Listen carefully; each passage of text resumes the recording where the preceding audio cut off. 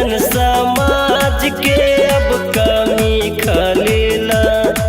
जब से भीम जी के लिखल संविधान चलेला।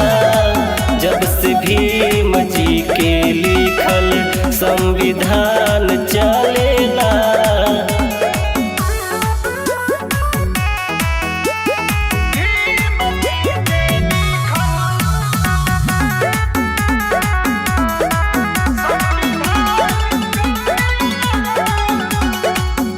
कैले विकास भइल छुआछूत खत्म हो।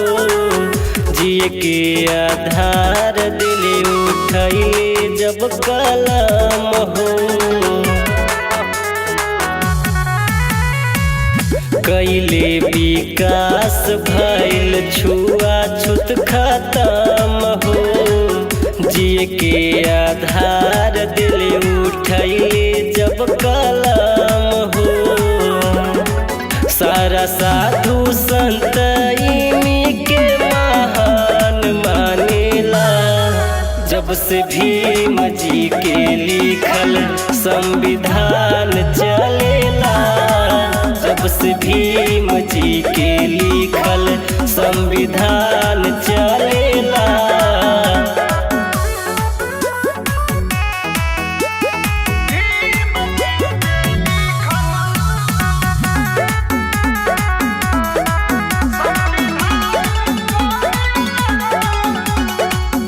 पानी पियले जियले पहनाई दिहले टाई।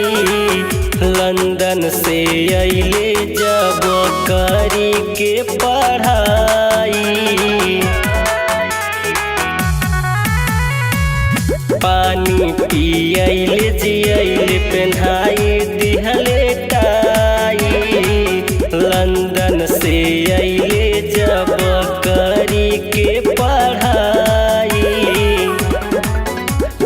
हीटर कुनाल सच्चाई सबसे कहेला। जब से भीम जी के लिखल संविधान चलेला। जब से भीम जी के लिखल संविधान